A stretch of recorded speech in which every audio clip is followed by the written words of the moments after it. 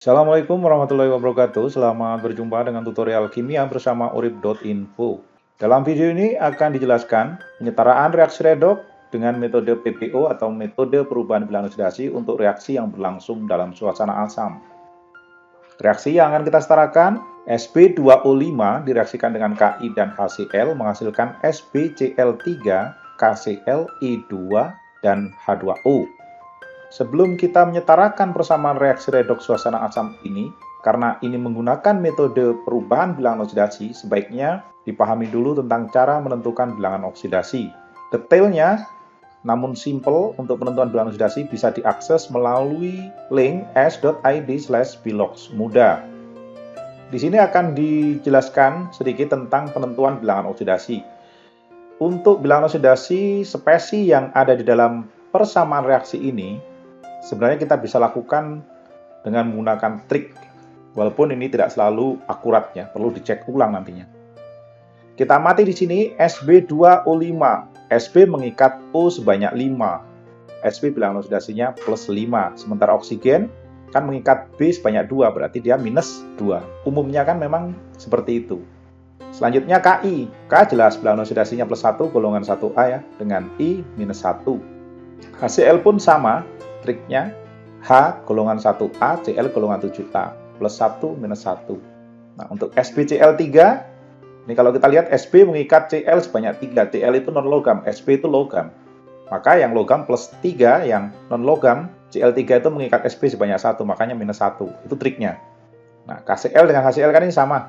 H2O umum lah. Kalau mau pakai trik ya, H mengikat O1, maka plus 1. O mengikat H sebanyak 2. Karena keelektronegatifan O lebih besar, maka nilainya menjadi minus 2. Nah, seperti itu triknya. Tapi kalau mau menghitung secara normal, seperti yang ada di tutorial YouTube ini, kita boleh menghitung seperti apa adanya. Saya contohkan saja untuk Sp2O5, oksigen minus 2. Kalau dikalikan 5, minus 10. Lawan minus 10, plus 10. Plus 10 dibagi 2, plus 5. Nah, seperti itu. Sekarang kita amati unsur dalam spesi yang manakah yang mengalami perubahan bilangan oksidasi. Kita sudah dapatkan di sini. Oh iya, bilangan oksidasi yang ditampilkan di sini adalah bilangan oksidasi rata-rata ya untuk setiap satu unsur.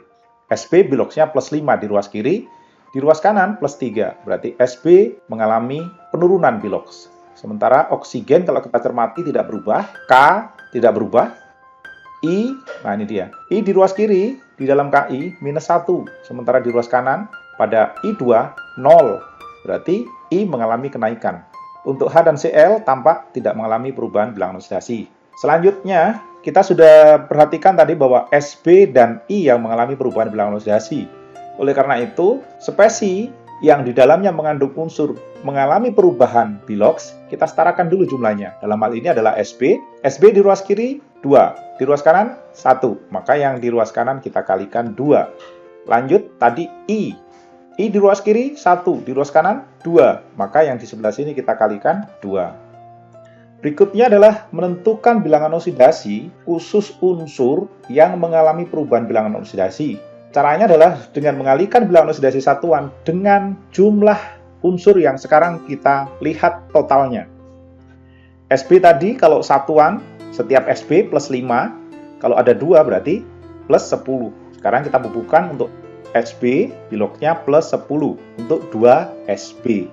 Sb di kanan tadi plus 3, sekarang dikalikan 2 menjadi plus 6. Jadi kalau menentukan bilangan oksidasi ketika kita akan menghitung perubahannya, berapa dia sekarang jumlahnya. Lanjut I. I tadi kalau satuan min 1 karena dikalikan 2 menjadi min 2 untuk 2I. Kemudian I2 di kanan tidak mengalami perubahan bilangan oksidasi dari semula 0, kalau 0 dikalikan 2 tetap 0. Oke, sekarang kita hitung perubahan bilangan oksidasinya. Sb bilangan oksidasinya plus 10 berubah menjadi plus 6. Maka bilangan oksidasi Sb ini mengalami penurunan sebanyak 4. Kita beri tanda seperti ini. Kemudian I dari min 2 ke 0. Maka I mengalami kenaikan bilangan oksidasi sebanyak 2. Kenaikannya dari negatif ke 0 itu naik. Kita lihat sekarang perubahan bilangan oksidasi yang turun dan naik belum sama. Turunnya 4, naiknya 2. Maka yang naik ini agar sama dengan yang di atas ini, yang turun, kita kalikan 2.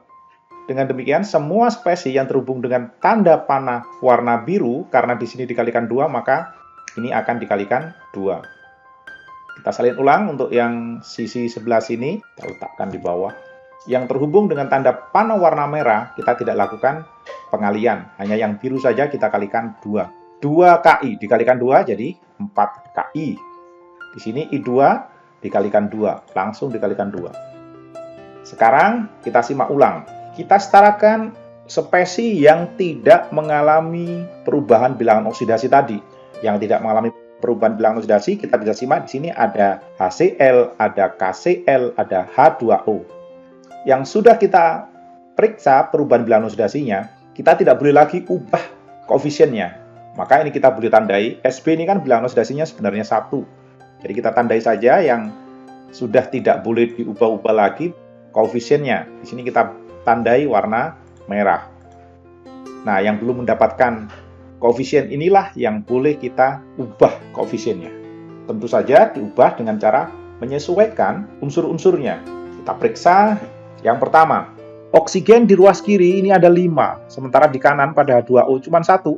Maka yang ini kita kalikan 5. Lanjut, ini sudah kita ubah. Kita beri tanda warna lain. Sisa HCl dan KCl. Sekarang kita periksa untuk H. H di ruas kanan 10, sementara di ruas kiri hanya 1. Maka yang sebelah sini kita kalikan 10. Kemudian KCl, kita tinggal melihat KI.